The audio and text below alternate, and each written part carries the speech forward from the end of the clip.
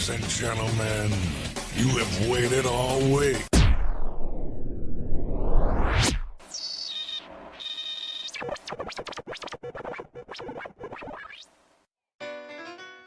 Yeah, Boogie Page. Throwing it down for Links BMX is ready. I know I am. Just hack the ATB Airways.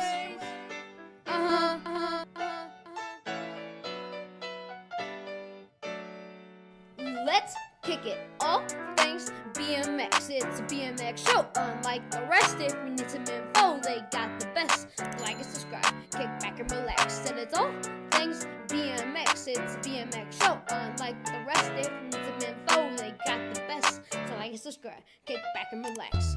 All things BMX are streaming to you. So post up on your couch, screencast to YouTube. It's gonna be fun, it will be a blast. You gotta do much but kick back and relax. They coming to you live from a studio, or they might be at the track, man, you never know. So don't go anywhere when my rhymes are done, cause the show's just starting, let's have some fun. I said it's all thanks BMX, it's a BMX show. Unlike the rest, if you need some info, they got the best. So like and subscribe, kick back and relax. I said it's all thanks BMX, it's a BMX show. Unlike the rest, if you need some info, they got the best. So like and subscribe, kick back and relax. All things BMX got the boogeyman's back, so I wrote them this track to send some love back. JT, Melissa, Chris and Paul, DJ Damon, can I get it entertain y'all? And I wonder who they'll have on the show as a guest. I bet someone good who's gonna impress.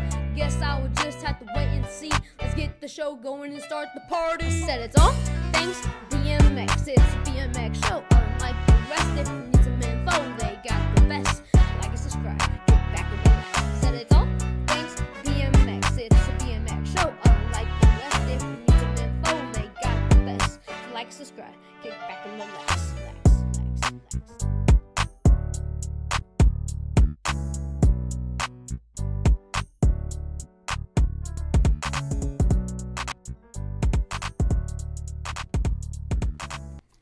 Oh, welcome into the All Things BMX show. It's already Wednesday, and you guys are stuck with myself and our guest this evening.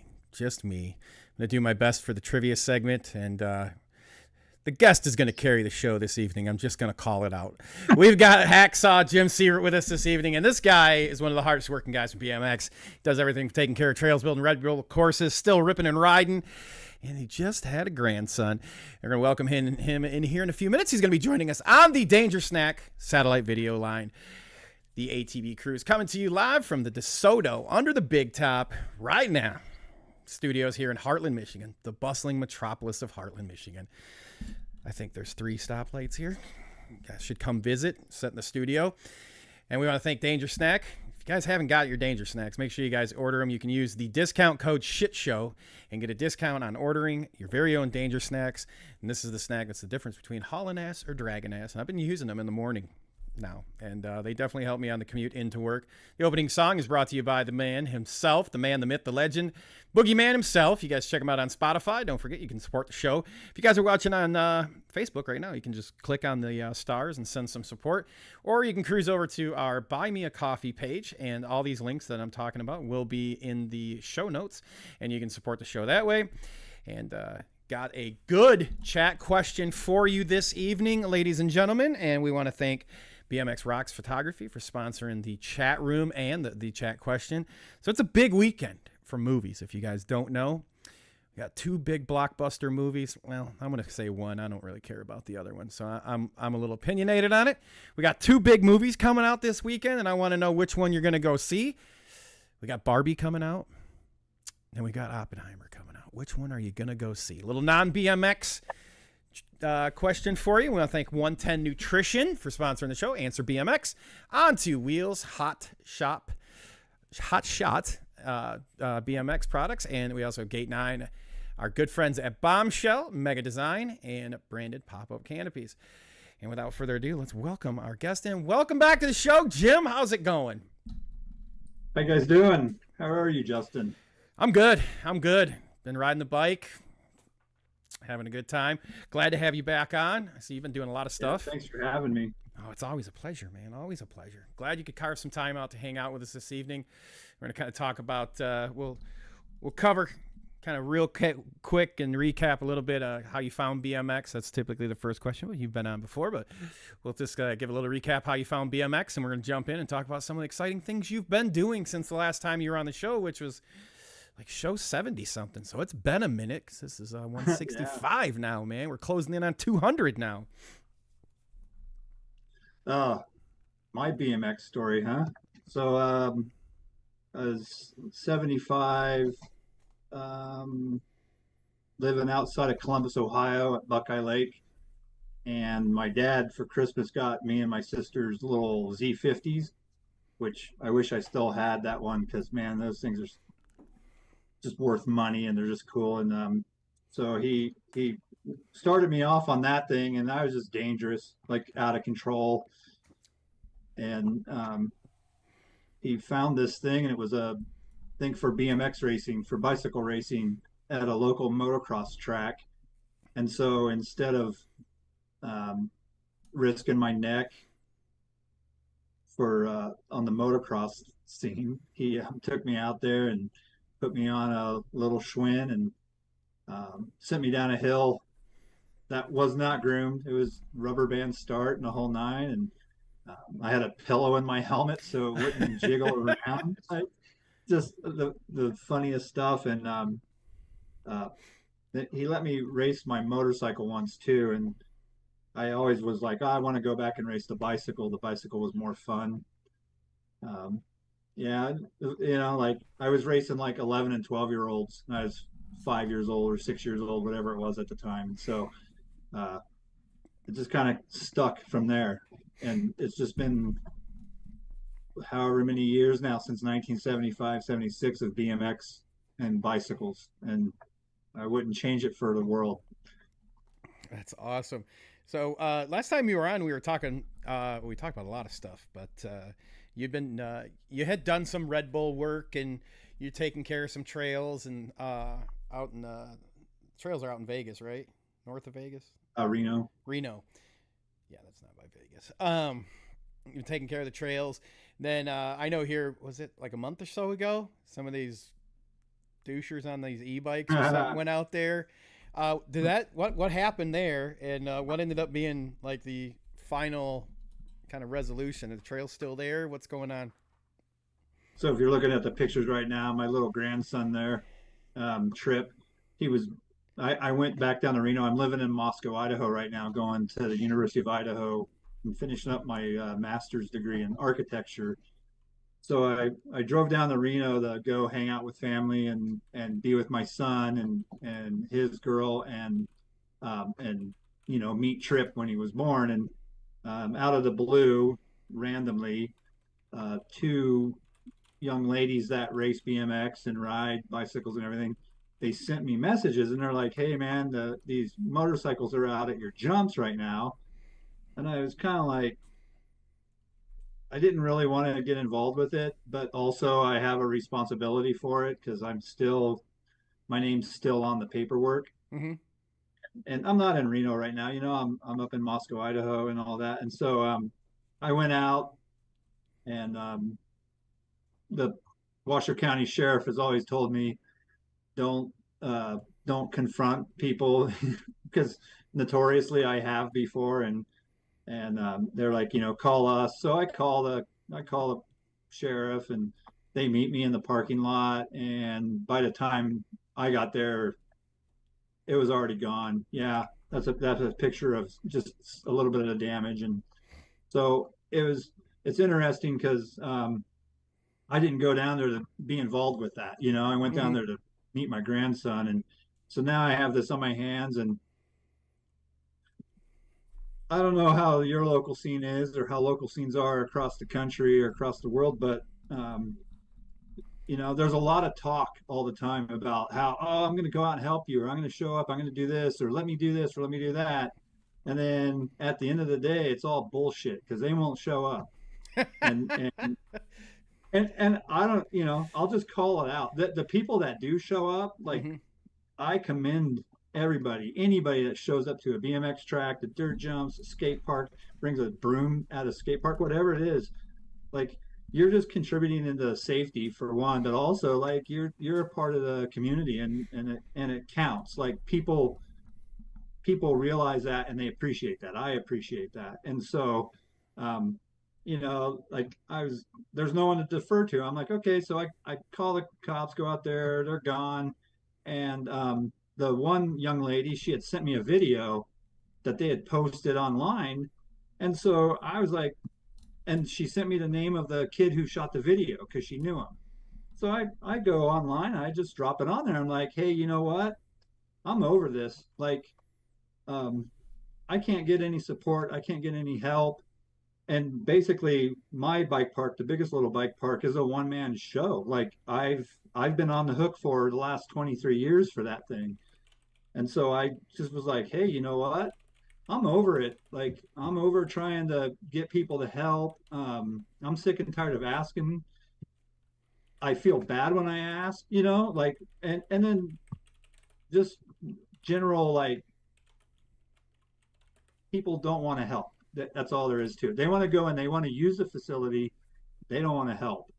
And so I was like, you know what, fine. So I posted the video up. It started this forest fire of like comments. The dudes that were in the video are sending me messages, talking shit to me, and I'm like, all right, dude, whatever. I really don't care. Like, I got a hold of the kid who shot the video. He's like, dude, can you take my name off? They're talking about getting called out. I'm like, yeah, you're getting called out. What would you expect? Like, don't don't be a douche nozzle. Like, it's not there for anything. They're like, oh, we didn't see any signs that said no motorized vehicles, and it's basically a law in a county park. You don't take motorized vehicles in there. So it just became this like shit show of whatever. I'm like, Mm-hmm. whatever, dude. Like, I really don't care what you guys think and what you're saying about me. I got bigger fish to fry in the world than worrying about that. So in my post, I was like, you know what? I'm just gonna have it tore down. Like, I'm sick and tired of babysitting it, and I'm sick and tired of people not respecting it, and it makes me feel terrible because I know that there's these kids like as many of the bad emails that I got, the bad messages I got a ton of messages from the kids, and they're like, Jim, don't tear it down, And I'm Mm-hmm. like, well, and they're like, oh, we'll go out and help, and it's pretty bad when I'm like, no, you won't, you know. Where you been? I wish you would. I really wish you would, but I don't see you coming out and helping, and so it got heated there for a couple of days, and I had talked to Washoe County, the parks, and I was just like, hey, what do you want to do? Like, because I'm not there to take care of it, and people that said they would take care of it are always like, well, I'll help. They're not going to help. So what am I supposed to do? And they said, well, there's two options. We could have it leveled, or we can start to look for a user group to go and adopt it more or less. And so I was like, well, I'll wait and see if somebody steps up. Mm-hmm. And the county was like, we'll reach out to a couple of user groups that we know of that may be interested, because it is a park. It is controlled. There are some rules to it. And so for the last however many weeks now, like 7 or 8 weeks, I think it is, we've been silently kind of taking offers of like, hey, people have gotten a hold of me and they're like, hey, can you, we would like to take it over. And then I tell them, they have to go to the county, they have to get vetted. They don't want some weirdo out there, Yeah. doing whatever. And so it's kind of like that whole um, process right now. And, I, tearing it down still isn't off the table. And you I'll if I make mistakes, I'll admit the mistake. I won't say that I made a mistake of posting the video of the kids riding pit bikes on there. Mm-hmm. And if they were watching right now, I'm like, I really don't give an F what they think or Mm-hmm. what, yeah, I called you out. You're an adult, deal with it. Like that's what it is. um it was but the ones that were emailing me or messaging me and they're like, hey man, like that's all I have out there. That's and then as I've kind of like stewed on it a little bit, I'm like, you know what, like it's a kind of a dick move of me to go and like I'm just gonna plow it, and I admit it, like, but at the moment when I'm sitting there and I'm looking at my new grandson and I'm hanging out with my kid, and Mm-hmm. just all these things are happening. It was a rash decision for me to do that and say that online. And so, like hopefully the county and me, we can find somebody who's going to be around that can take a little bit of control over it, and they can go out and do the maintenance on it and just kind of take care of it and keep it. It's a 23-year-old uh, facility. It has all the jumps and all the good things there, and people like to go and do it. So I was a little out of line for sure, and I admit it. Like, but also people make rash decisions sometimes, and I just happened to make a rash decision to say that and do what I did on there. So, but hopefully, somebody picks it up here pretty soon. I actually got a good guy. His name's Greg Watts. He rides for Mongoose, Mm-hmm. and he lives in the area. And he hit me up the other day about it and was like, "Hey, like I was thinking I'd like to step in and help you out and all that." So I think I sent his information to the county and they're going to vet him real quick. And then if it is, then we'll figure out from there. And maybe Watts is the one that's out there yelling at the kids on the e-bikes and the Surons to get lost and do all that stuff. Uh, so you said you're in Moscow, Idaho right now. Are Yeah. you working there, or are you just solely going to school right now? Well, I'm doing both right now. Oh.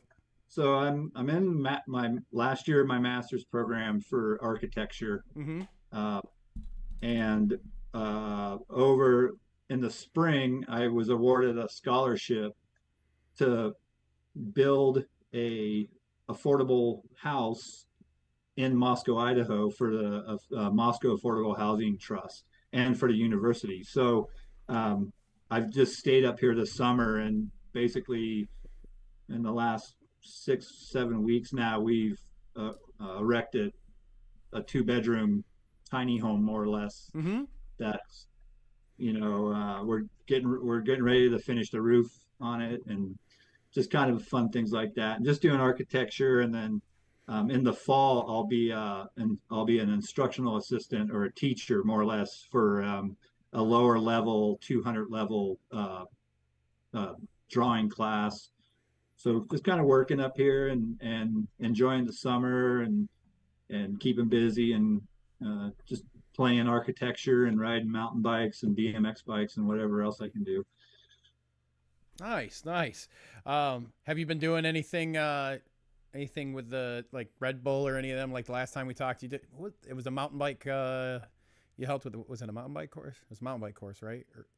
Well, the last monster thing I did Or was monster? with, Sorry.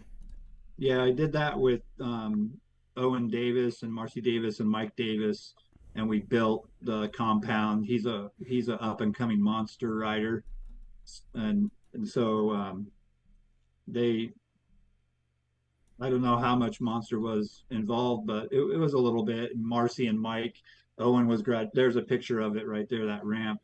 Um, but he was graduating high school, and it was kind of like, well, we can buy him a new car, or we could buy him a ramp. And so they bought him a ramp, and so he's just been advancing, and um, they get some sessions down there and all that. I've done Red Bull stuff with the um, uh, Donner Partying was a video I did with them, and it was at Donner Ranch. And if you know the Donner Party story, and it was motorcycle guys, uh, Cody Webb and Taylor Roberts, Mm-hmm. two like trials enduro riders, and we just filmed and built stuff up there, and was amazed by the talent that those dudes have on motorcycles.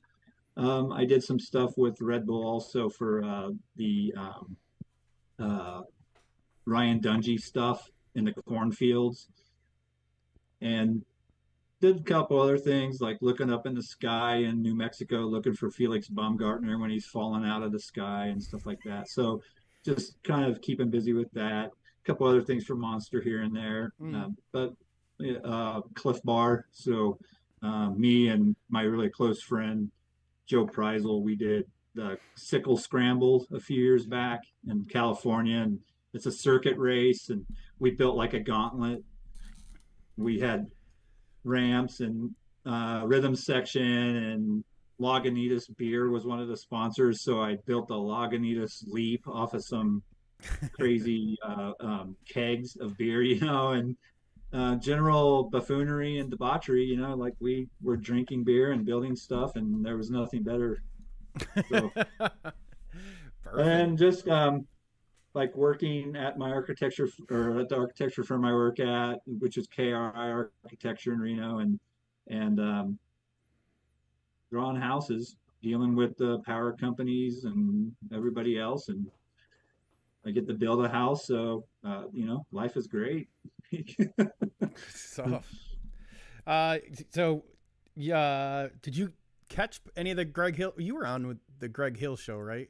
Were you in there? Or... I saw a couple of the things with Hill, yeah. Yeah, so one of the topics we had in there was kind of the current state of BMX racing, and I may have been kind of poked to ask you this question by a certain mutual friend of ours, the Thunder Midget there. Nice. So your snapshot, what's your feelings right now on the whole BMX racing scene? As a whole, I think it's strong, but I think it's also in a volatile point where it's kind of teeter-tottering. It needs to have something significant happen for it to flourish and become big. And I think it's not the Olympics by any means. Mm-hmm. The Olympics, they've shown now those, the viewership, it's not bringing people into BMX. But over the course of the pandemic and all that, BMX got strong because people wanted something to do. And as it happened, bicycles were there. They got fixed. People started actually riding bicycles again, which is crazy. They wanted to get outside. And then when it came time to where the tracks were able to open again, and I know in Northern California it happened, like it was a good push. And even in Reno area, it helped bring up, the ridership there. When we were out at the trails during the pandemic, there was people out there all the time. So it was good, but you can't live off the back end of that, and so something significant, I don't know what it is, but something has to happen for it to become this sport, where Toyota really wants to dig in and sponsor it, or IBM, or whoever's going to sponsor it. And as far as professionally, it's pretty interesting. I was having this conversation the other day when I was down riding mountain bikes with a gentleman named Dom, and we were talking. I was like, or he was like, BMX is like, I saw they have BMX for mountain bikes, and I was like, yeah, they're doing something, and it's a great idea to get people out there and get them aware of where the track is, maybe, or whatever. But that's not the thing that they need to do. And the pros, for example, when you were younger, I was younger.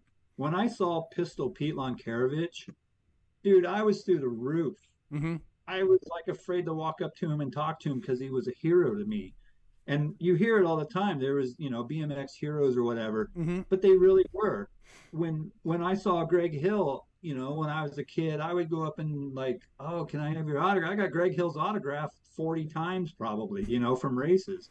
But it was appreciation, like we were really into what they're doing. Stu Thompson, Eric Roop, you name a pro, like it was a big thing. And BMX has lost that.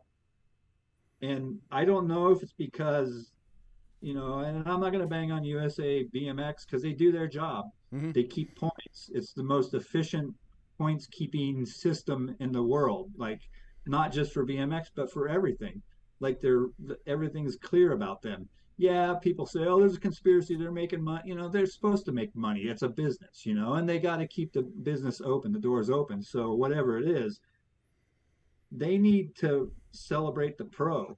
They need to make the pros big. Mm-hmm. And, you know, maybe moving on Friday nights and Saturdays where they have these pro races. That's kind of a cool thing, you know, like, Mm-hmm. but there has to be more. And USA BMX and their marketing, the marketing's terrible. They need to step up and actually start to market BMX and the professional BMX class, Mm-hmm. because that's what will really draw in people.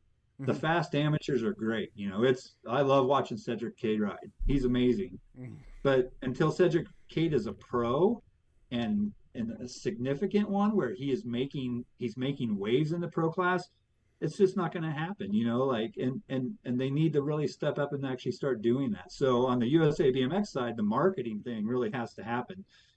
And on the riders side, you know, like these kids need to know that these pros are they're badass humans, you know? Mm-hmm. Like I don't know if you saw it or whatever.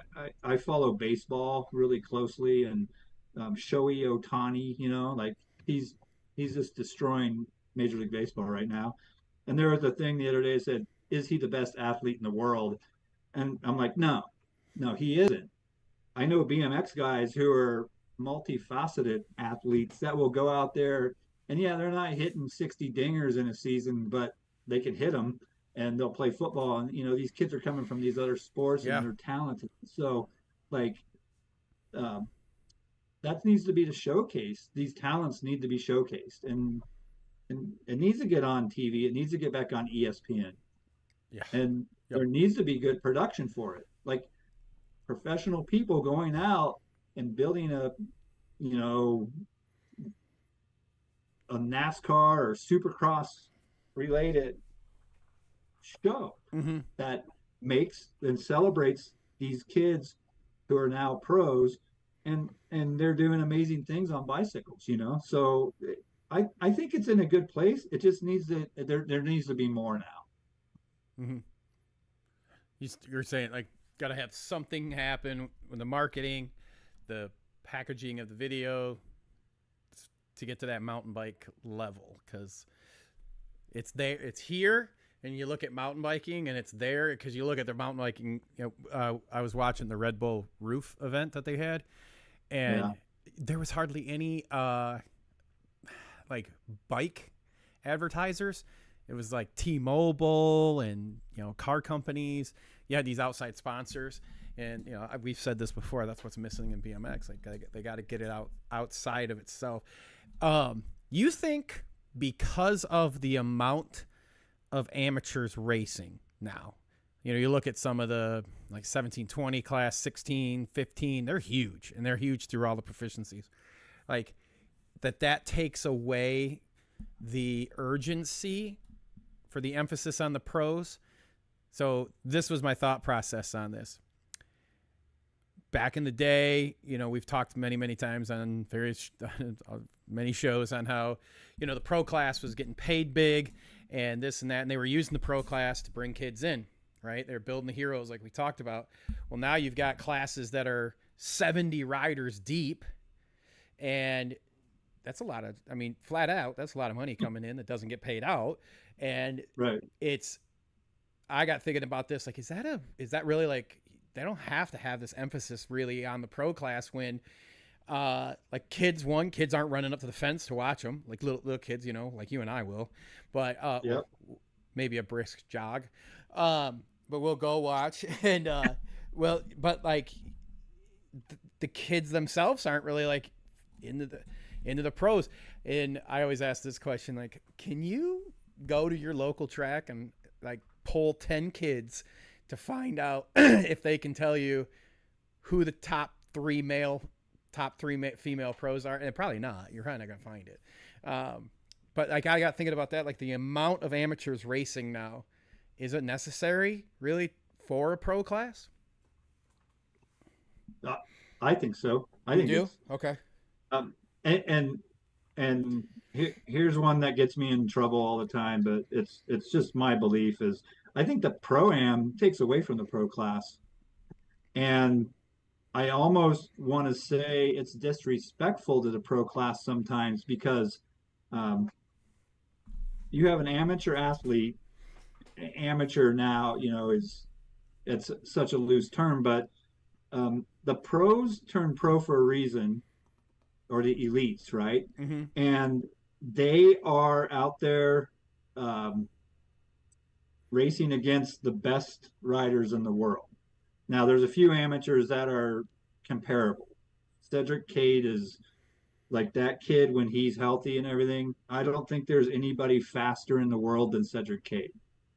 With that being said, he's still an amateur. Mm-hmm. Whereas, uh, who's this? Cameron Wood. Cameron Wood is treating it as a profession. He acts professional, and the amateur doesn't have to act professional. They're still kids; they can still do whatever they want. Mm-hmm. Cameron Wood is sponsored by Mongoose and whomever else, and so he has a certain standard that he has to be at, right? Yep. Like he's not out partying; he's doing his due diligence to become the best that he can and compete on a world stage. And that was another thing that kind of happened is the world stage happened, right? Because America was always like, Gary Ellis or whoever was racing, and you're like, oh, dude, the Americans won again. They won again. Well, all of a sudden, um, every BMX kid in South America who's been riding whatever they're riding down there for years, just beating the tar at each other, all of a sudden they got really fast. And it wasn't all of a sudden. They had been getting fast for a long time, and they started competing, and then the French, and then the English. So this international stage of BMX has really happened where you don't see the riders coming out of the states now, and that's the problem is that the U.S. market is huge, right? You could literally, if you could get, I've been watching the tour, and they have this company called Jumbo, and it's a supermarket or something, and they have the fastest riders. The kid Vinegard is going to win the tour. He's one of the jumbo riders, and there's ways to get these sponsors to get them more into the public eye, on TV. Mm-hmm. Because until the big sponsors happen, and this goes for the pros, there and for BMX in general, until it happens, it's not going to happen. Like it's not going to be there. But as soon as if say Target was to jump in and be like a sponsor. Mm-hmm.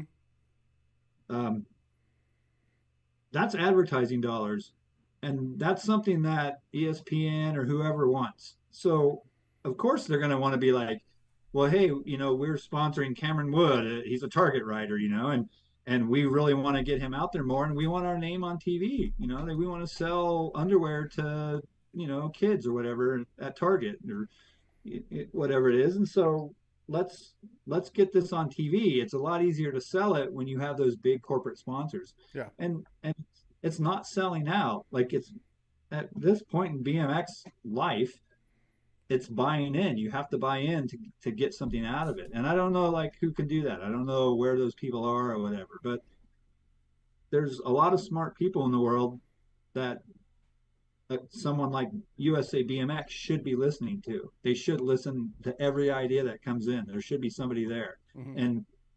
and they need to get rid of the ego. They can't do it by themselves. They need people to help them. So the same thing with the pros, right? The pros have to go train.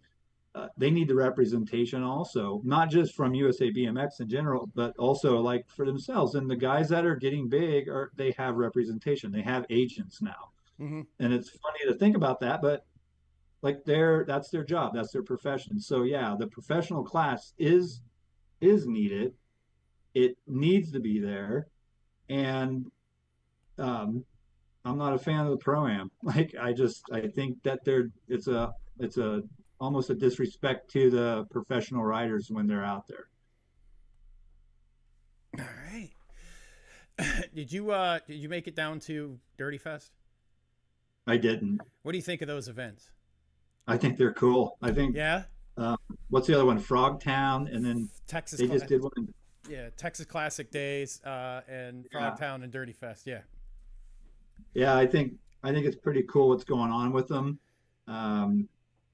it's fun to see the photos, Yeah. Mike Miranda was there and he's got the Evil Knievel suit on. I'm like, yeah, that's sick. And um, I follow Terry Tennant, Mr. T's at the Frogtown one, and like him and Chris Muller are banging elbows, and there's other guys there. So they're fun and it's cool to do it. And I don't, I don't know, like they should keep points with it or something. Like They did don't this have year. 40 nationals, have like 6 of those going on somewhere, and let that happen. So They did this year. So the 3 that they had, uh, like the classes, I don't have them right in front of me right now, but you've got whatever this era, that era, and if you do multiple of the events, you can actually get a plate. So nice. that was really when we had the guys on from Dirty Knobs, they broke it down, and I was like, that's super cool. And he hinted that there's some talk of moving them out closer to the East Coast too. There's some people that have reached out that want to put them on. I didn't get a chance to go. Man, did it look fun!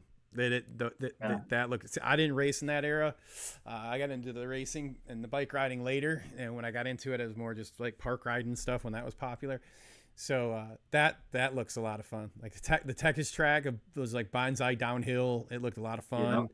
Frogtown always looks fun, and I got to watch a lot of that racing from Rick had a helmet camera on, and you got a pretty good perspective, and those look real fun. And I see those growing a lot. I think it's cool too because not all the kids have an understanding of where it came from, and it's kind of cool to see the parents taking them out to those things, and then they get to see what a 1978 Schwinn Scrambler looks like, and how short it is, and then or an STR1 or a PK Ripper that from that era where Stu Thompson was on, that bike, Yeah. and dude's like 600 million feet tall, big old strapping young lad at the time, and then he's on this little bike and doing what they were doing then. So I think it's cool that they're doing it, and I think it's needed. It's another thing that helps promote BMX, and Yep. so yeah, and I commend, like I don't know, I think Jimmy Dean and a couple of dudes, Mike Melvin, I think they're involved with Frogtown. Mm-hmm. I don't know everybody involved. And then, the Dirty Knobs crew and them guys doing the one they did, Dirty Fest, and then the guys I don't know who did it in Texas, but like I commend them. I think it's awesome that they're doing it.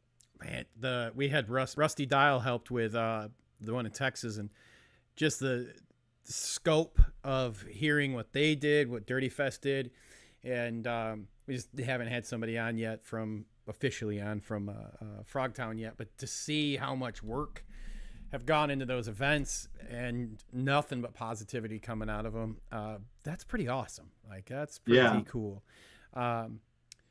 And actually, you'd mentioned Mike, and I'll use that as a segue into our first chat check-in here. So we're going to check in our chat room real quick, Jim, and we're going to say hi to everyone joining this evening. We have Matt Boshin from Australia checking in, where it's Thursday, and that always still messes with me. Matt, thanks for joining in. Sean Gifford from Dye Job Apparel. He's cranking out some jerseys. I saw some pictures earlier of him. And then we've got Low and Slow joining us from work. Rick Carter, he says hi. Toledo Speedway, they got a big weekend coming up. Big 700-point race weekend. All them diehards will be down there. We'll be down there. So you see the canopy set up. Come over, say hi. Thanks for checking in. Robert Cardoza is checking in. He's saying hi. Mike Mag, hi. How's it going? Noah Robinson. Rick and Mike Melvin want to know 99 Girl is waiting. 99 Girl's gonna wait for a long time because I'm in one hell of a relationship right now. So I feel like there's a really good backstory to this that we're going to find out after we get off the air. Yeah. Low and Slow's problem is TV. No one really watches TV anymore in regards to the sense of cable TV channels. That's a good point. You always, there's the Red Bull channel. And well, I mean, ABC still picks up the X Games and that, so there's still some opportunity in there for terrestrial TV. But I think like the mountain biking stuff, YouTube and Red Bull, that's where I see they can consume the majority of it. I think they should do the Ocho for real. Oh ESPN yeah, the Ocho, hell yeah! If they need an right? announcer, I'm in. I'm in. Yeah, yeah. And then like, well, I mean, ESPN has so many channels. When I refer to TV, that's kind of what I'm saying is like a sports channel or something Mm-hmm. like that. Fox was it FS1, NBC Sports. There's still avenues and people watching TV. I mean, the computer is where everybody's at these days. So um, it's getting Red Bull to buy in. Yeah. Red, like or any of the big and that's the thing. Also, people are relying on these energy drinks. Like, okay, they can only do so much. Toyota's got deep pockets. BMW, Mercedes Benz. I see them all the time. We should get these drug companies that are every every other stupid commercial is like Yeah. whatever. Get them to sponsor it. Like BMXers need drugs. Like we get hurt. Let's get We Pfizer in this thing. Have Viagra sponsor a one-up contest or something like that. the 51 and over class happens big time then, dude. Like you're like, holy cow. They could be the flagship sponsor. We got 13 racks and 56 and over expert right now, and they're competing for national #1 amateur. Exactly. And they're all up and ready on the gate too. Look, the pharmaceutical company, they're deep, man. I mean, I don't know. There's something in there for everybody. There's 88. Dude, you can only do so much research too. Like, come on, do some research on BMX. Like, let's tell them that. Come in and spend some of that hard-earned money. Like, or an insurance company. They have Limu to Emu. Maybe Limu gets a BMX bike and goes out and races at a track, or whatever. So Have them do one of them side hack races. yep, there you go. Was that back in the And day? They had the bear at the Grands, like the bear would race or something like that. The polar icy. Somebody tell me in the chat yeah, if I'm and then wrong. Mike Melvin's making bank because he's over there cranking out side hacks left and right. Yeah. He Sounds said, great. We are creating jobs right here, right here, now. right now. Yeah. You know who would be perfect in the emu costume, right? There you go. Oh, who? I was gonna say it could be Carter, but you could take it. But aren't emus tall though?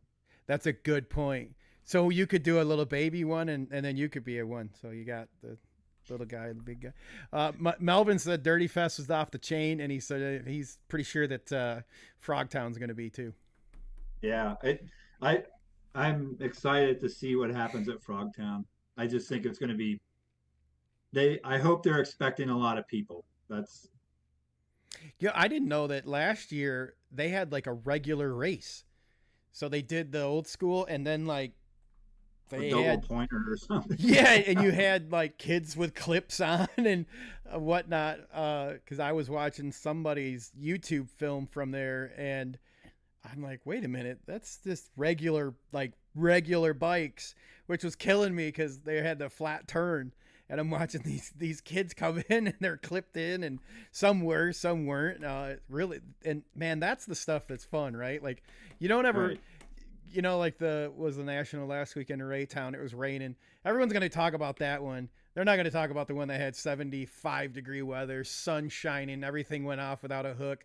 It's the races Yep. that like lights go out and people are holding flashlights and pointing the cars at the track, or something. That's what they talk about. And like the Frogtown race, man, that looks a lot of fun. I hope we get one out here a little closer on the east side, or in the Midwest. We got some decent venues we could put them in and have a good time. Emus are all neck. They ain't that tall. Just from a body standpoint. All right. Well, Carter could be the big body of it, and then you just put a big giant neck on it. Melvin says The thunder emu. The thunder emu. Oh man. So you're also out there doing some mountain bike riding. Where are you riding at, and how's the mountain bike riding? So when I moved up here for school, I hooked up with my buddy Justin Miller, and he's introduced me to a bunch of people up here. There's a shop, and the guys over at the shop. This guy Andrew Pratt, he's one of the owners. So we've been riding just cross country, kind of cross country ish around the area, Moscow area. They have Moscow Mountain, and they have a trail crew, that takes care of the trails, and they're just happen to all be pedaling uphill, and I'm I'm getting used to it now, but Mm-hmm. I still complain the whole time about pedaling up the hill. And then when we go down the hill, I'm happy. But like, been going up the Silver Mountain a little bit, which is up in Kellogg, Idaho, way up in the Panhandle, kind of. Just went to Tamarack and a place called Jugs Mountain down near McCall Mm-hmm. last weekend, and those places were sick. The Jugs Mountain, you're shuttled, so they have an old Hummer, Army Hummer, Mm-hmm. and they put the bikes on the top, and then you sit in the back, and he drives you up the dirt road, and they got these beautifully groomed trails or downhill mountain bike trails or whatever, and then Tamarack was a lift access mountain, which was pretty sick. They had a full on like dirt jump park in their parking lot, and then up on the mountain was just trails and everything, and pump tracks. Last year I was going to a lot of skate parks up in the area, just Mm-hmm. kind of whatever. Drove over and raced a race at the Peninsula Indoor over in Seattle, and then I go over and see a longtime supporter of me and me riding my bicycle. His name's AJ, and he owns Go Huck Yourself or GHY Bikes in Renton, Washington. So just kind of getting out and riding, having fun. I've been racing a little bit. I'll go up to Spokane, which is like an hour and 10 away from me, and race at Spokane BMX. And definitely a shout out to that crew up there and the people, Mm-hmm. because that track is beautiful, and they run that track efficient, but the people are nice there and they're inviting.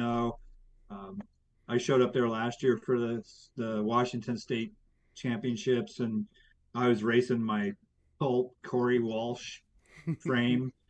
And I put some small tires on it, and I knew some of the people up there. It was kind of cool. It's really cool to meet new people and see what they're doing. There's a there's a gentleman up there. I can't remember his name right now, but he does like a ton of introduction and beginner clinics, stuff like that. And then just riding mountain bike around. Ride my road bike sometimes from here to one of the little towns, or here to Pullman, where Washington State University is, about 10 miles away, and just kind of keep pedaling, keep moving, and stuff like that. That's key. We were talking before we came on the air. How we got to keep moving. Gets real sore after a while. Not moving. Yeah, yeah, and especially I've been doing construction again, so up and down ladders and everything, and it's just kind of nice to go out and ride around for a few minutes, and Yeah. so my knees aren't screaming at me at 3 in the morning. You got the car ibuprofen bottle, the one next to the bed, the one in the bag that you take to the skate park. Um, I got this roll-on stuff now. This like it's like an ointment, uh huh. and it comes in roll-on form. I don't even have to get my hands greasy anymore. Like I just roll it on now. It's perfect. Is this some of that CBD stuff? Yes. Dude, hey, I swear by that. One of the kids' dads from the track, they make it. It's loaded. It has the THC stuff in it, but man, does it works. Yeah. It works. You get that Yeah. BMX. Thank you, modern advancements and Yes. stuff Yes. like that. See, the pharmaceutical companies need to jump in on See? this. Like, if they get a hold of you, make sure have them contact me also. Done. Easy. Hey, you can contact him. It's right underneath his face right now. There's his Facebook, Instagram, and his website. You can get a Yeah. hold of him right there. Yeah, exactly. I quite surprised that I mean, you've got like what is it, CBDMD? They're kind of big over the motocross. Like, they sponsor some BMX guys, but I'm surprised they have moved in a little bit more because you could totally sponsor that 40 and over class, just right there. Everyone 40 and over. Yeah. Shit. The 17 up classes. We all need it. Yeah, that's true. Um, You doing anything outside of bike riding while you're in Moscow? Just architecture, man. That's Just it? school. Okay. Um, it's funny. I came up here when I moved up here to go to school. I told myself two things. I said, I'm not coming to Moscow, Idaho to ride and chase anything. I don't want to be state champion, Mm-hmm. BMX wise or bicycle wise. Like that was a really important thing. And then the other thing is I said, I'm not coming up here to get into a relationship. And well, I've kept my promise on the bicycle thing. Oh, good for you. I've gotten into a relationship that like it's, so I only lied to myself a little bit and it was a good lie. What was what was ultimately the thing that clicked for you? It was like, man, I'm gonna go after this architect thing. Well, I love designing things and obviously like building dirt jumps. Like Mm-hmm. the so the I think I said it on here before, the kids in the wood, or the guys in the woods, the guys that are building dirt jumps and not pump tracks, not that stuff, but dirt jumps. They're some of the smartest individuals I've ever met. They Yeah. know how to use things. They're efficient what they do, just everything. And so from that, I've always had this like idea of like, I want to, architecture in general. Who doesn't like architecture? You look at a building and be like, oh, that's a cool building. You're critiquing architecture, right? But it was just something a little more, like as a kid, in high school I was in architecture classes, and I've always kind of drawn and everything. So um, the I guess the flipping point is my dad. He's been gone for 8 years now. He passed away, had cancer, and one of the things he told me when I got a little bit of time to hang out with him, and one of the things he told me is like, "Hey, hey, you idiot, go be smart. Like, go do that. Don't don't break your back like I had to." And he kind of like reignited the fire. That's when I was like, oh, I'm going to go back to school and become an architect. And in hindsight, where I'm in my last year right now, and I've been told a million times, dude, why would you want to become an architect? Because it's pretty intensive. It's grueling actually. Um, just for classes, and we're doing studio classes, and you're making models and you're doing drawings, and you have to come up with these ideas and concepts and all this other junk.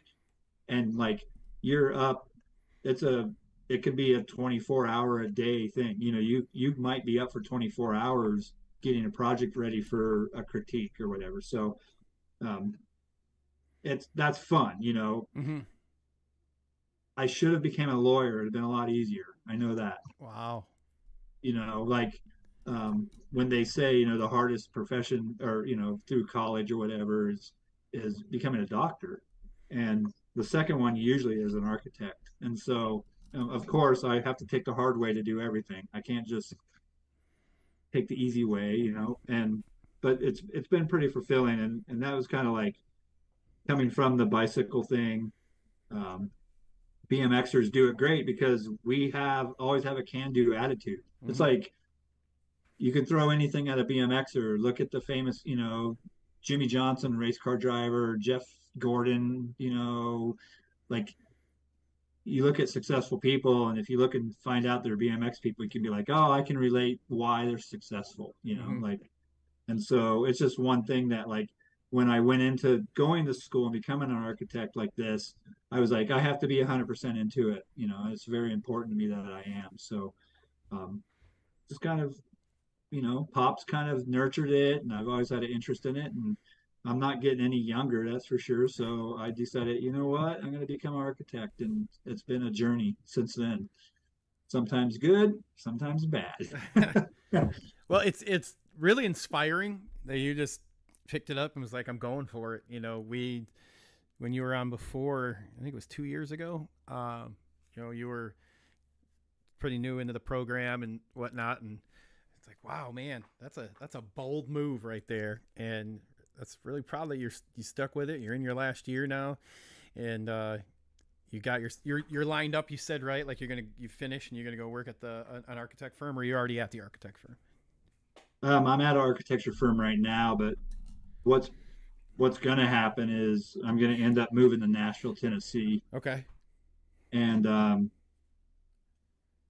it's kind of cool. Like, I don't know what's there really, but I know who's there and why I'm moving there. So that's kind of like the most important thing is that I have a reason to be there. And then on top of that reason, I will not fail at things. Like I'm too stubborn. I'm too old for the bullshit. Like Mm-hmm. I am not going to fail at being successful in design and architecture and stuff. And like it's like anything else. It's hard work. It's hard work to get to that point. Mm-hmm.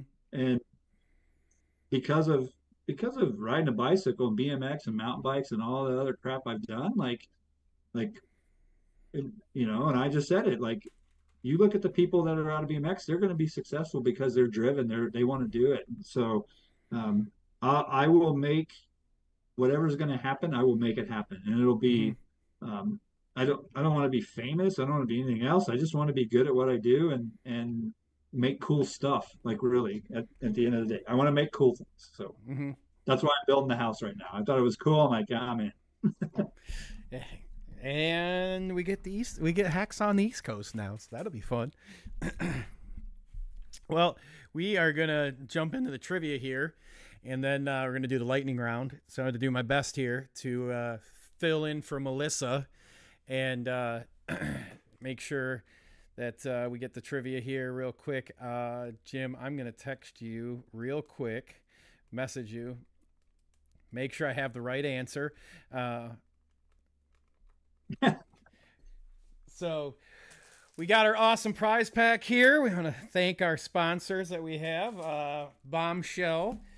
They hooked it up. We got a t-shirt from Bombshell.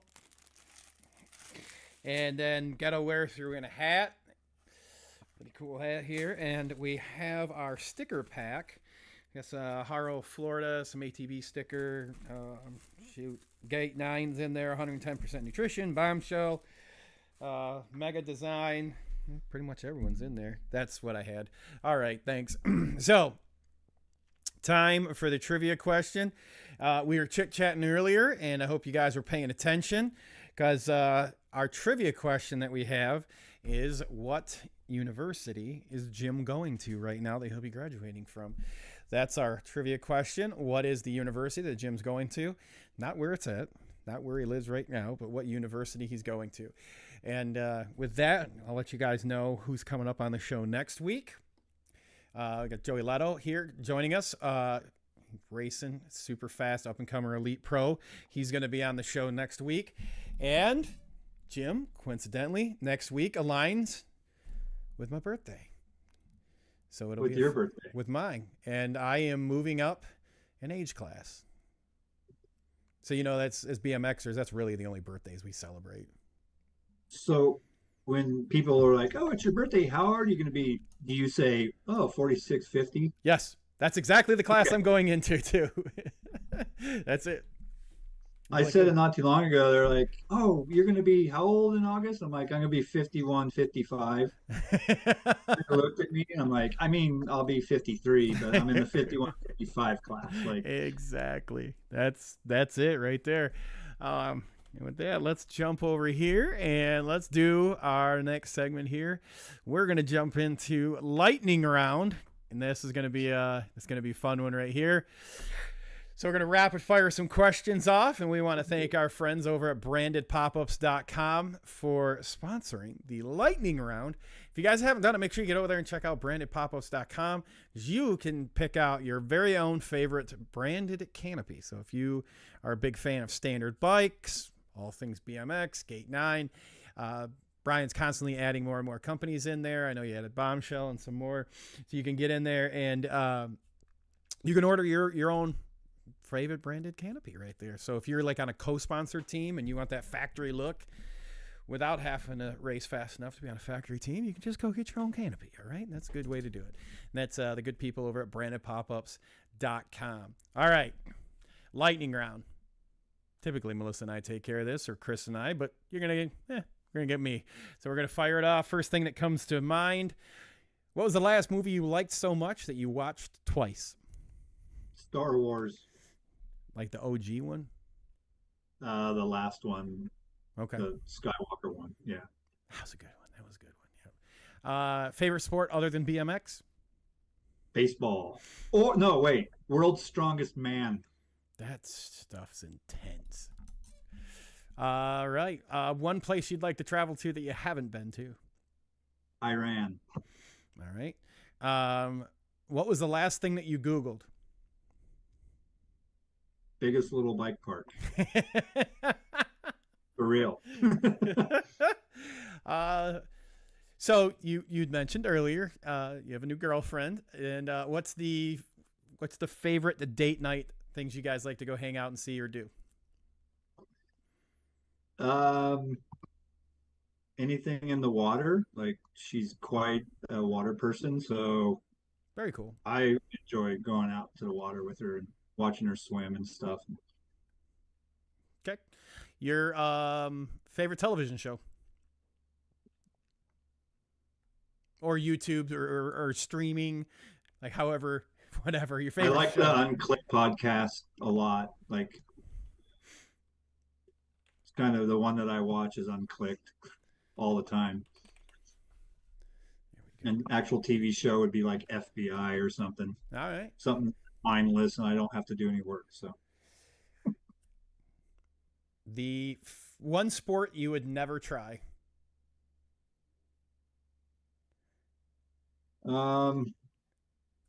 Man, that's a tough one. Yeah, I don't know. There's not one that I wouldn't mind trying. All right. Like if I see it and I want to do it, I would want to do it, So Mike Miranda's killing me in the chat right now. He said, "Is he attending Altered State?" He said Faber College is where he took his Delta pledge. that's right. He's still on double secret probation. What superpower do you wish you had?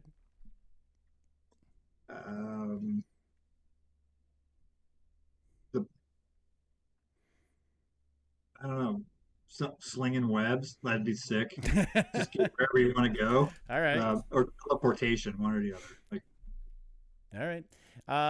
So when it comes to your choice of materials for your frame, is it aluminum, carbon, or chromoly? I love chromoly, but I'm riding aluminum right now. Okay. If you could go back and give your 18-year-old self some advice, what would that one piece of advice be?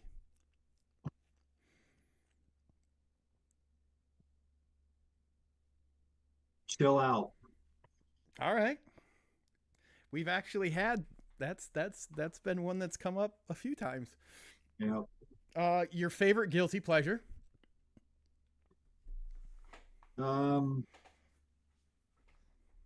Probably, I don't know, I just bought a badass iPad and I have a drawing program on there. So right now it's been kind of drawing on my iPad. That's a good one. It's pretty pricey, like that stuff's not cheap. Other guilty pleasure would probably be,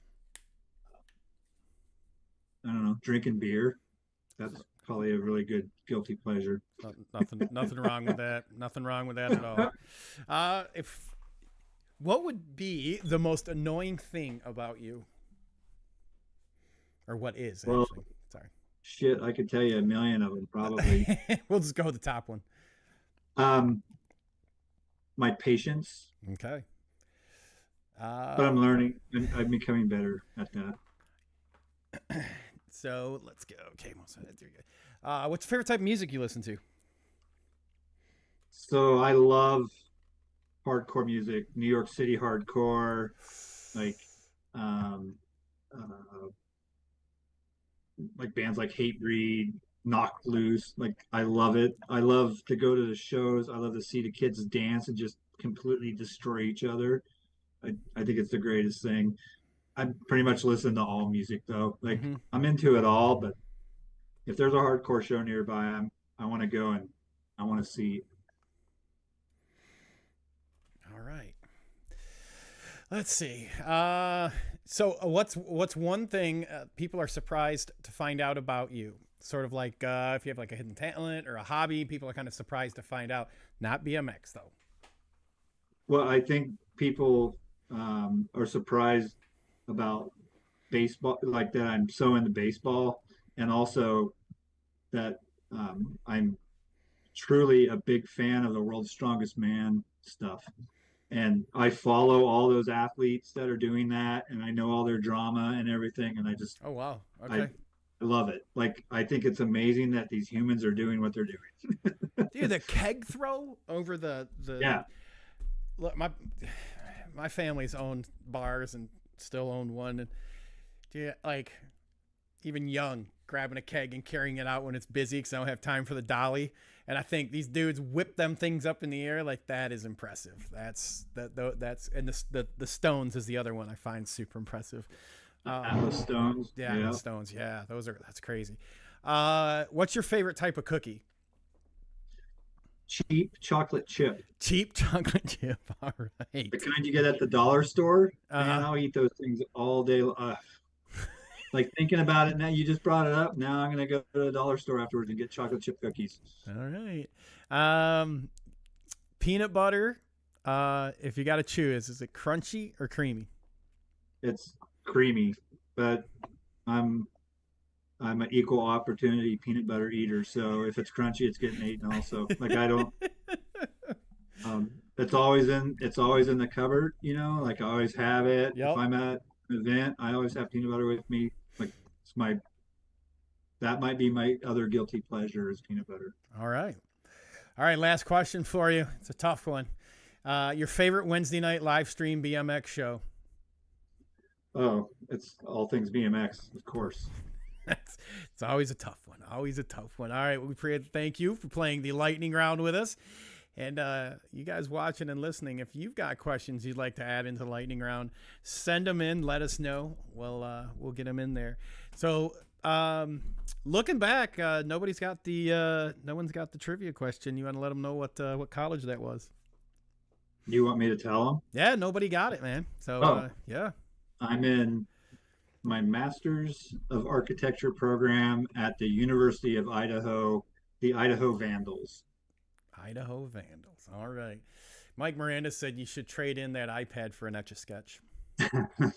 That's not a bad idea sometimes there, Hollywood. Oh man. So we were talking. You had mentioned about going uphill on the mountain bikes. What's your thought on the e-bikes, the e-mountain bike? Yeah. I think e-bikes for moving around within the city is a great thing. I think that an e-bike, a mountain e-bike or whatever, I think you're just lazy and you want to go out and destroy the environment that's already out there. So I'm not a fan of them, and I'm not a fan of an electric motorcycle either. Um, if you wanna if you wanna have an electric motorcycle, you're gonna spend the same amount of money. Go get you a Honda CRF 450, crack the throttle, and send it because you're gonna go way bigger on that. And it's way more fun. Like Mm-hmm. you actually get to hear it. It's not just some electrical humming thing. And like I get a lot of flack because of that because I'm not a fan of the e-bike. Mm-hmm. Like on the on dirt on the mountain or whatever. And I mean, in some instances, like somebody who may not be able to pedal, or older, that's Mm-hmm. cool. They can get out on all that. But then when they get out on the trails and stuff, it starts to become a danger, especially when you get people who don't know what they're doing. Which, for the most part, the mountain bike itself is it is bigger than BMX. It's like skiing is, like the ski industry is huge, or Mm-hmm. golf is huge. The mountain bike industry is becoming big because of what it is. Everybody can do it. Golf people play golf, so you can relate these different sports together like that. But the e-bike is going to. I just don't. I mean, it's a great idea, like I said, for the city, but out on a mountain on a trail that people don't know, and then you give them a little bit of a throttle. It's not under their own power. That's just a recipe for a broken neck, or for um, for people that are out building trail it's their hard work that gets destroyed. Now, if they want to go and build e-bike trails, by all means, and like I've told people about dirt jumps or whatever, you go build whatever you want. I won't show up. Like I'm good. I can go ride other places. I don't need to go to your e-bike trails and ride my BMX bike or whatever. So Is that a thing? um, Is that a real thing? E-bike, like e-bike trails? Is that a real thing? I don't know. Oh, You know, okay. no, I'm just saying it's like it's like little pit bike motorcycles. Don't go to the dirt jumps. You're just being a jerk off at that point, and Right.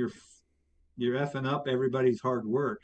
Like, go build your own stuff and break your neck there. Like, who cares?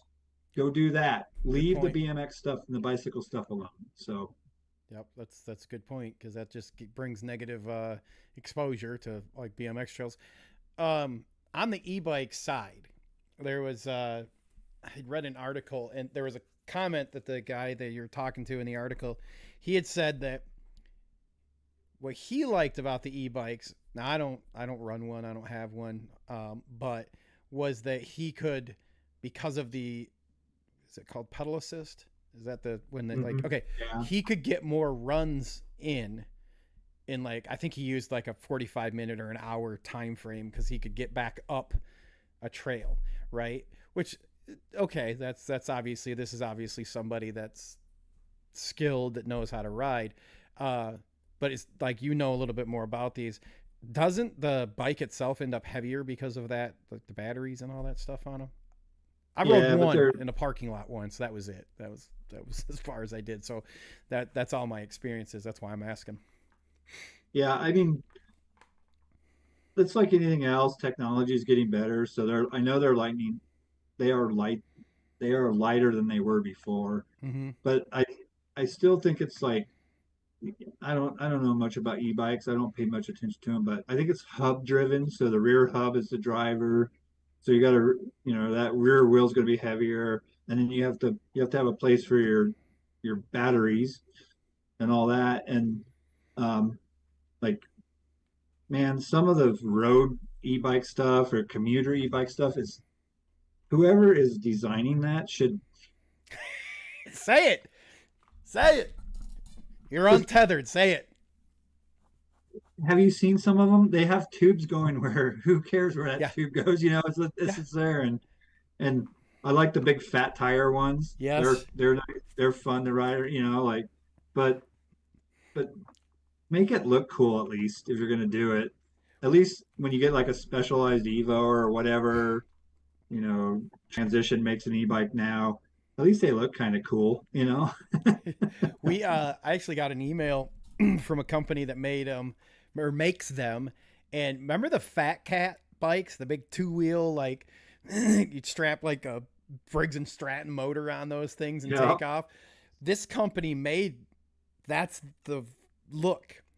And they contacted us and were like, hey, you want to demo one? And I was like, well, hell yeah, I want to demo one. The hook was I had to pay for the shipping. And I'm like, nah, I ain't paying for that shit. But Yeah. those looked fun because like my grandpa had one of those things. And man, we'd ride that thing around, just eat shit on it all day long back when we were younger. And I saw that and I was like, oh my God, this one, that looked fun. And it had the turn signals on it and everything too. I have no idea what you can legally drive it on, but I'm like, I am definitely going to find some trails that allow e-bikes and go rip around on that thing. But I didn't want to pay I think the shipping on it was almost the cost of what it would be to buy one. Like, we're good. We don't need it. But yeah, that one looked fun. those things are funny too because like, all right, you're out in the middle of the wilderness somewhere, and then your battery dies. Now you gotta hump that thing up a hill more or what, like, Yeah. yeah, that doesn't sound fun to me. Like, if I want a motorcycle out and I'm gonna go get a cool bike and go ride motorcycle out there. That's Mm-hmm. way more fun than doing whatever and like finding the right places to ride it and stuff like that. So, Yeah. um, yeah, I mean they're e-bikes. I if I'll I tell see them and they're riding on the trails, I don't say anything to them. Like, well, they're I'll just I'll hold this anger in. All this anger in. I'll tell you, man, they're in all everything. Like hunting, they're marketing them in hunting. They're here, they're there. And I had a friend, he recently got one and all camoed out and everything. He paid a pretty penny for it, and that's exactly what happened. He took it out, and the battery died on it, so he got all ready and.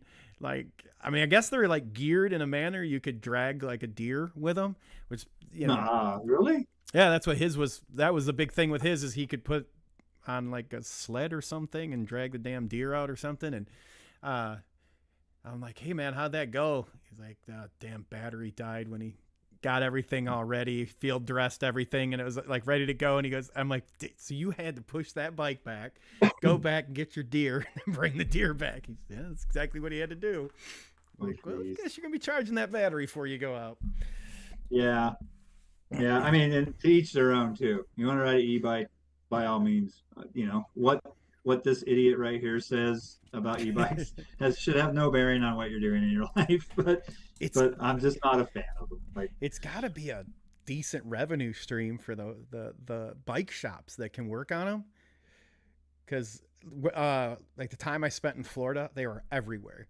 So I was on the southwest side of Florida, and like everybody had them. Like you go by a bar at 1 PM, and they were just lined up like some motorcycle club was there. Like all the senior citizens rode them up there to get their martinis and, schooners of beer or whatnot. And I just thought, like, man, if bike shops are the ones that are the main places to sell those things, that's got to be a nice revenue stream to work, for maintenance on them and obviously just the resale part. So, with bike shops kind of being either. Yeah, but what are the minimum orders? And how's a bike shop going to afford that when the minimum order would be like 30 of those and you're 65K deep? Like that bike shop, hopefully that bike shop's, got the clientele that would come in and do it. But yeah, I've seen the e-bike shops popping up. Yeah, we got one in one is a big one popped up in Detroit. It was well, no, they just got bought out by Trek actually, but he was an e-bike. Like that was his thing was e-bikes, and then Trek came in and scooped him up. Of course they did. I guess that's the thing right now, isn't it? Like Trek's buying up all the bike shops right now. You'll be setting out a whole shit ton of inventory is what I heard. Yeah. Well, hey man, I really appreciate you taking time and joining us this evening. What else you got? You want to talk about? We got plenty of time. Man, let's talk about this real quick. So I know everybody watches the videos and you see these kids, this fast and loose thing. Holy yeah. All right. I'll dig it up while you're talking. But I just need to, like, on the record say, as a fan of BMX bicycles and BMX, like, I am above and beyond what these guys are doing. And they're not just doing it for a sponsor, they're doing it because they love it. So Corey Walsh, Paris Benegas, she's part of the Fast and Loose crew, and she's a girl from Reno, Nevada. I watched her grow up. And Chris Fox and Dovey and Watts and Dennis Anderson. Like, okay, Dennis Anderson is the best rider there is. Like, it's insane how good he is, and he comes out with these clips every Friday, and he's doing this stuff. These guys, and then there's a whole other crew that they don't, you don't see them all the time or whatever, and it's just amazing to watch these guys push it, like 8-foot quarter pipe, and you're doing a 20-foot air out of it. That blows me away, and like it's just amazing. Now, let me tell you the thing that I'm not stoked on is Willie capitalizing on BMX. Oh, that dude doesn't give a shit about BMX. He's worried about his paycheck. And here you have these kids who are as good, if not better, than what our Willie is. And then you have, like Chris Fox barely making rent, going on the road for 6 weeks to film this stuff. And like you could get into risk versus reward or whatever. They're doing it because they love it and they put back into BMX. And these big name guys like,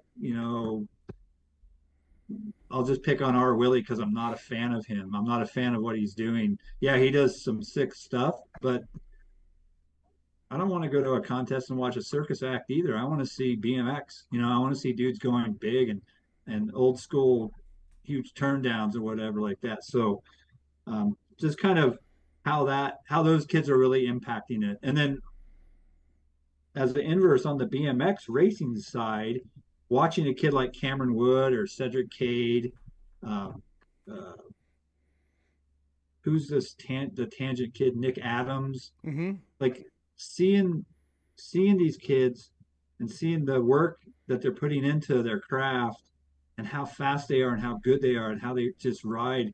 And then on top of that, on both sides of BMX, like on all sides of BMX, the friendships that are being created from that, and you get to meet these people and they're amazing people. And like knowing a couple of the fast and loose guys and just watching them, it makes it better. Or having watched Nick Adams grow up, in the Sacramento area at Roseville at Oak Creek BMX and seeing his progression, it's a beautiful thing to see, right? So I'm just stoked on these riders right now and what they're doing and how fast they go, no brakes, and I'm not trying to go out of that ball corner on this video by any means. I'm happy if I get up near the coping and I don't know who this is. Cody, it was. Oh, it's Cody. Yeah. Yeah. Like so, you know, Cody's doing 8-foot airs out of it. And if you go out, if you're a BMX rider, you go out to a skate park and you look at these riders, they're good riders. I think isn't Scotty Cranmer on the world's BMX race team this year or something? Maddie is he? Maddie, Yeah, he showed up down at Oldsmar, and I was still down there in Florida, and yeah, he got in, squeaked in, got himself a qualifying spot on the world's team, and Mongoose gonna help him get over to the worlds and race. It's pretty cool. Sick. Like it's neat what they're doing. Look, I'm not the R Willie thing. Not a huge fan of him. I'm a fan of what he's doing with getting kids on bikes. That's it. Like that's it. He's helping hyper sell a lot of bikes. But like you said, dude, it's circus act. I'm good. I'll watch a turn down or a tabletop all day long to some flippity whip bullshit he's doing. But the Maddie and Scott, they decided like, hey, we're gonna start doing these videos of Matt getting back into racing. Now he raced when he was a kid, and like the first time they showed up at Punta Gorda, and it was just a random practice night. And there they were, just hanging out, and Scott's filming Matt, and like all the kids are like, "That's Scotty Kramer." I was like, "What?" I mean, I'm like, "Wait, who? Like, are you kidding me? He's here!" And they're just hanging out and talking to everybody, super rad. And then they start putting their edits out of them at the parks and or at the racetracks, and just seeing an influx of like kids talking about it, which is helping getting them on the tracks, and then him going to the world's qualifying in, and they've been filming kind of this progression along the way. And, they go to Naples on a local night, they'll go to Cape Coral and all these tracks around, the area on locals and just race locals. And then, they'll do their Gold Cups and Nationals when they're there. But I think that's pretty rad. Like that's pretty neat what those two are doing. Yeah, like the Garcia brothers, Joey and Jimmy. Some of my favorites They right were there. racing, and Yeah. they were out riding. I mean, I went to a contest in Sacramento, California once. It was called the Daily Grind, and like Brian Foster was there, and Todd Lyons, and Jimmy and Joey Garcia were there, and we were all like riding like we're at a BMX track, Mm-hmm. and but we're at a skate park, and like the whole S&M crew. If you've ridden an S&M, you've ridden the ramp, and you've also raced a BMX race, and you've probably gotten in fist fights too, things like that. And so, like, it's just one complements the other, one makes the other one just as great as it is. Mm-hmm. It's cool. I don't know. I haven't been around BMX tracks enough lately to see if there's an influx because Scotty Cranmer's doing that video. He does his whole thing. And was there an influx when what is that kid, Danger Boy? Sorry. Uh, When Go ahead. Danger Boy started getting into a BMX, and he was learning bar spins or whatever, and like I watched a couple of those episodes, and he's just a kid. He's having fun riding his BMX bike. So it's just kind of cool to see like this group of kid, Chris Fox, BMX racer, right, and badass, like World Two once. The guy had an opportunity probably to go to the Olympics, in Beijing at that time, and he was just kind of like, you know what, I'm over racing. I'm going to go really fast with no brakes on, do high speed manuals, and go higher than any of you. Like, Mm-hmm. and then he writes about it, So it's just it's just a cool thing to see these guys. And again, Dennis Anderson, he'll go out and race BMX, and he'll probably lay an ass whooping on you, and then he'll go and do 25-foot gap off of a little curb into a wall ride, and then he'll down whip it or something. Like the talent is amazing. And I remember one of the first times I ever saw Bubba Harris and Mike Day kind of together outside of a BMX race was at these dirt jumps, and they're outside of Valencia, California, Mm-hmm. at this guy Randy Roberts' house, and Bubba and Mike Day are both doing backflips, Yep. and I was like, dude, I haven't seen that for a while. I haven't seen these bigger name pro BMX racers Yep. just out riding doing flips. And then I don't know if you ever remember, or any of the people watching remember Travis Arozda. Oh yeah. Yep. So I remember going to Woodward West with my son and um, riding with Travis and learning tail whips with him, and talking to him. He was learning flips, and I was telling him, yeah, if you do this, it makes it a little bit easier. And my son was learning at the time, so just got and I forget the other kids that were riding with him, but they're all BMX racers. They're all just out riding their bicycle again, and that's the beauty of it.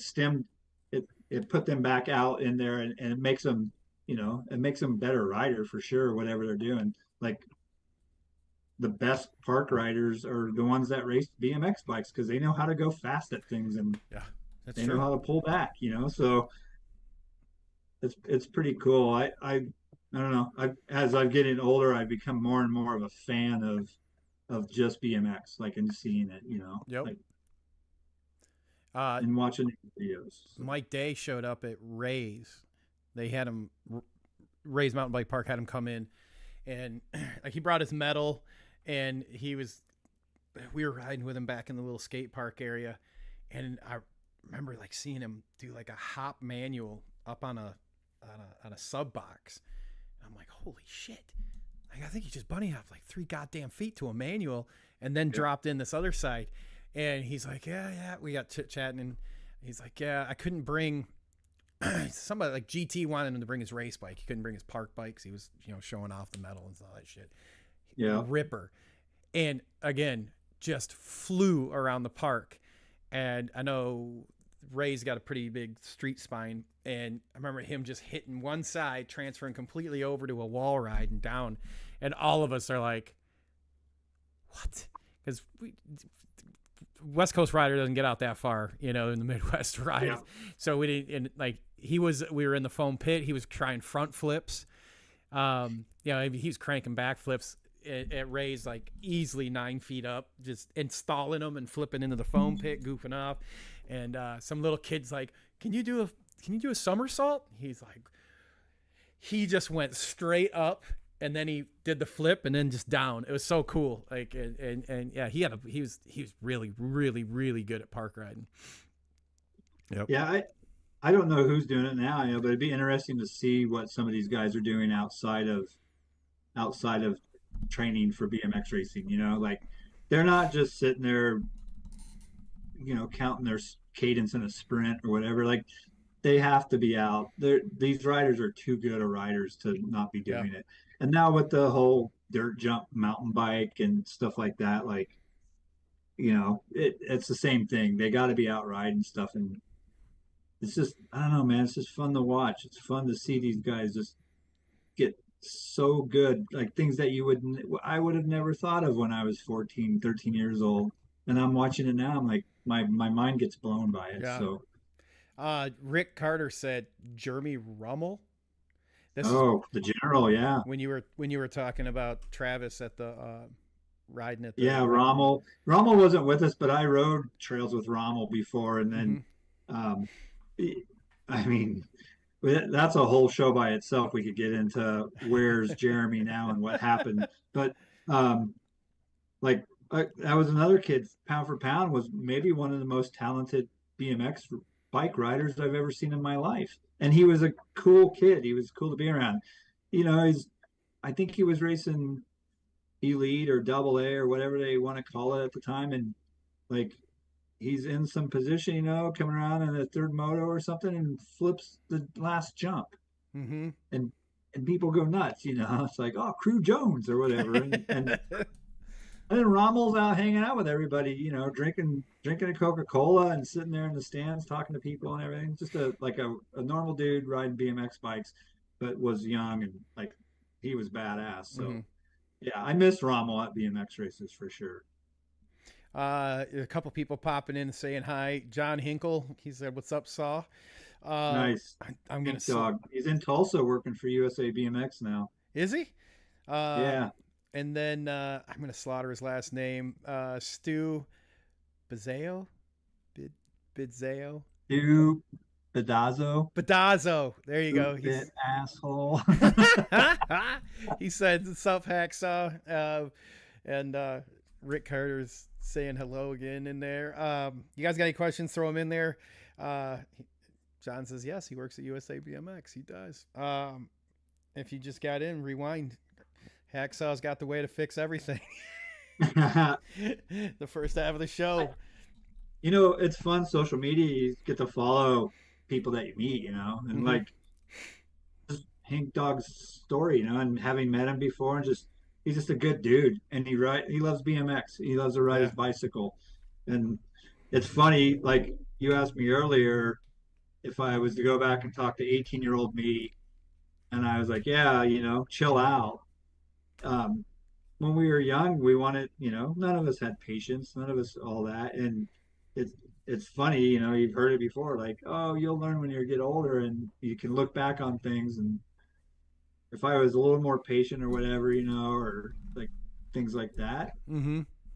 be cool. It's fun that I'm where I'm at now and getting to watch this stuff and seeing someone like John, he's living in Tulsa area, and then USA BMX moves down there, and they need a guy like John. He's a smart dude. He knows BMX and he loves BMX. So I'm stoked that he's working there at USA BMX. Pretty cool.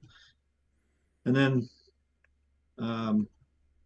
old Stu there, he's a Sacramento, Northern California legend, and yeah, he gets kicked off of all the social media platforms Yes. all the time because Yeah, he's got some interesting I think they're stories or posts or reels or whatever they are.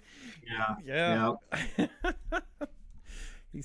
He says he still has Atom Lab pedals. nice, Well, nice. I And go ahead. how's that like? That's the beauty for all of this, really, is that we have this thing called BMX, and we can meet people from all around the world and become Yeah. friends with them, and the opportunity to go to different places and meet people and like that's that's all part of life in general. Like BMX is a tough sport. You have to figure it out. There's a big learning curve, and then you get to meet these people and all that. So you're just building all these life skills. And if you want to turn it back to the University of Idaho and why I'm here right now, that's that was the major driving factor, is that I'm a BMX guy, and when I want to do it, I'm going to do it. And I'm going to learn Yeah. about it, figure it out. So Man, and it is too. It's just one huge family. Like, some of the people you just meet them at the track, meet them at the pump track, trails, whatever, and you're friends for life because you got it. yeah, You threw your leg over a bike, and coming back from Grands one year, Melissa and I made a pit stop, went down to DeSoto, and I remember driving. GPS had us on some crazy back road in the middle of Texas, nowhere, and I was like, man, it wouldn't matter if we broke down and our cell phones were dead. Like, we know BMXers, we're good. And Yeah. that was just one of those moments. Like, you can be anywhere, and if you're a BMXer, like, you're good. And you don't stress about certain things. You're just like, yeah, we're good. I know somebody, or I know somebody that knows somebody here, and you be in 4 or 5 states away, be like, man, I wonder where some trails are.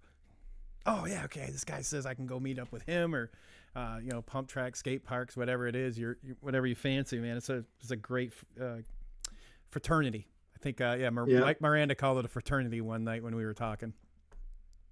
Yeah, it's just amazing to be involved with it, and get a little slice of it. And like at the end of the day, you could be on No Holds Barred, reading all that stuff.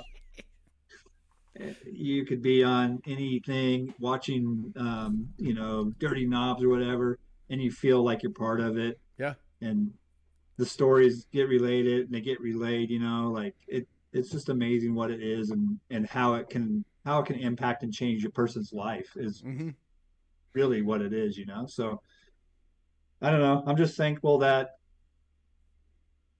my mom and dad afforded me the opportunity to do it. And I have my family members have all been involved with it. They've seen it, highs and lows, It's punctured lungs and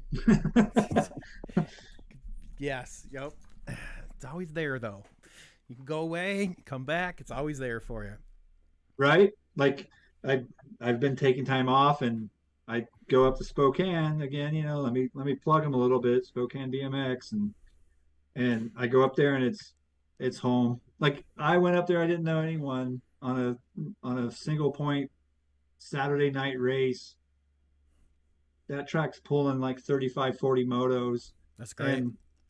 and I didn't know anyone when I got there, and I knew people now that I'll call and be like, "Hey, I'm on my way up," "Hey, stay at my house." So it's just right back at home, right back at home.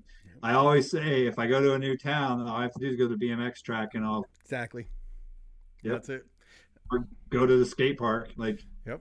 find the BMX kids.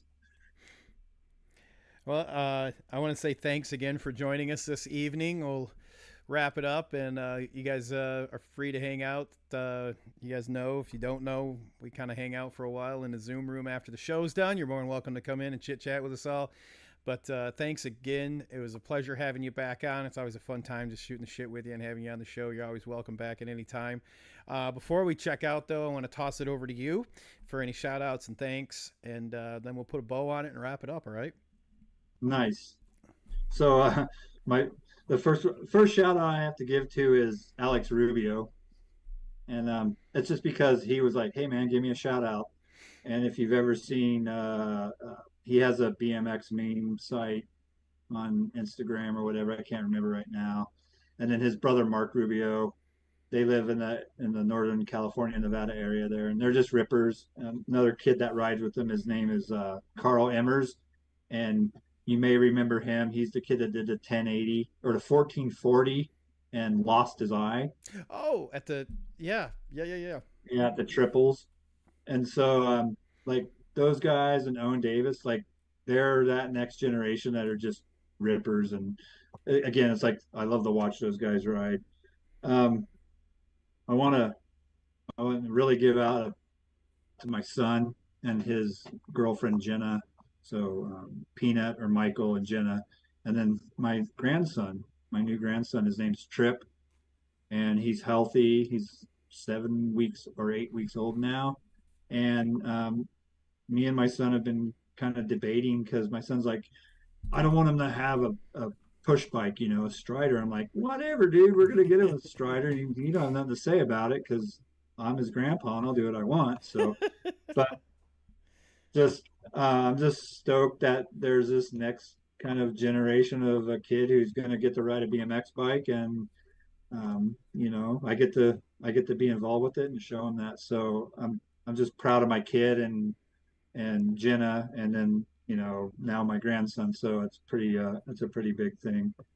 And then my sister, unfortunately, a year and a half ago, we lost my mom due to COVID, and so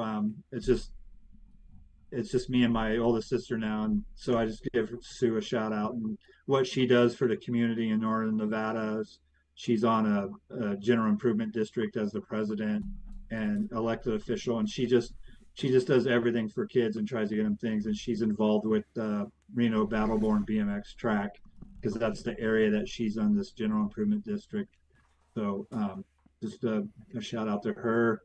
And then I want to give a shout out to um, my my person, and that's Caitlin. And just thanks for making me a better person in life. I think it's amazing, and she's the reason that I'll be moving to Nashville. And we're gonna take over the world. So if you want to get on that Saw train, jump on. Which is also, if anybody from Nashville is watching or anything, and you got some leads on some good stuff, I'm always open. Like on my Facebook and all that. You can reach me through that. Um, I'm excited for this next chapter. I could. My buddy Nathan Blades, he does a lot of work with, or he works for a mountain bike company now, and just always been there. And the dudes at my office, Jason, David, and Kyle, and the dogs, and we have a tortoise also. So there's Cooper and there's Riza, and then the tortoise's name is Pizza, and so that's always fun and entertaining. and just Rick Carter and everybody, all the BMX kids, everybody. If you picked up a shovel or a broom, you showed up at Trails with Beers, then I give you the ultimate shout out, just because it takes everybody to take care of these areas and keep them alive and all that. And BMX tracks, if you're volunteering at a BMX track, you're badass and you deserve everything. And I just think it's great. Track operators, I know it's a tough position, but thank you. And you probably don't hear it enough. So, if there's a track operators on right now or they're listening or whatever, or watching, thank you. Because we all appreciate your hard work. And yeah, I think that might be it. All the kids in the architecture program at University of Idaho, and all my other friends. Justin, you for having me on. Like it's an honor to be asked and kind of get an opportunity to shoot the shit with you and have fun and talk about BMX stuff and my secret addiction to the world's strongest man. But hey, like you remember the last time you're on, we had we called Randall, and he was talking about the track he was building in his backyard and the oh yeah. So when we check off here, I'll show you what he's done since the last time you were on, because wow. And he's got his annual event coming up, the Backroads Brawls coming up August 12th, and he has went ham. Bought a container to make a starting hill out of. He made his own 4-man gate, bought the ram, bought the lights, but he built everything else. He sent me some pictures today. We were chatting today. Since the last time he bought his own skiddy, and he put a pole attachment on it, and he was sinking poles in the ground. He has like regular practices out there. He has clinics at his track now where he brings in the local hot shots and the fast kids, and they teach them out there. And so he's got the big back road brawl coming up on the 12th, and I'll pull up the pictures and show you when we sign off here. But man, I messaged him earlier. I said, hey, don't forget Hacksaw's on tonight, and he's like, all right, I'll make sure, because he's a big fan. So nice. Be excited to hear we were chit-chatting about him. Also the nickname's been changed a little bit, so now I'm Gramps Saw. Gramps Saw? Yeah, I mean, I've been Dad Saw. Okay. Been Hacksaw, Bone Saw, Saw Blade. There's a young lady that I met here in Moscow, Idaho, and she calls me Haystack. Think of a saw, Skill Saw. I like Skill Saw. That's a good one. But like the best nickname I think I've ever gotten now is Gramps Saw, because it's pretty damn cool. Like I like it. Well, again, thank you. And thanks for everybody for tuning in this evening from everybody here at the All Things BMX show. Thank you. And especially thanks to our guest, Jim, and all the guests that come in and everybody that listens, views, and downloads. We appreciate it. All the links that we talked about, the website, the Facebook pages, all that stuff's going to be in the show notes for you guys. So if you're looking for it, you can find it right there. And without any further ado, you guys, good night. God bless. And you stay classy, BMX.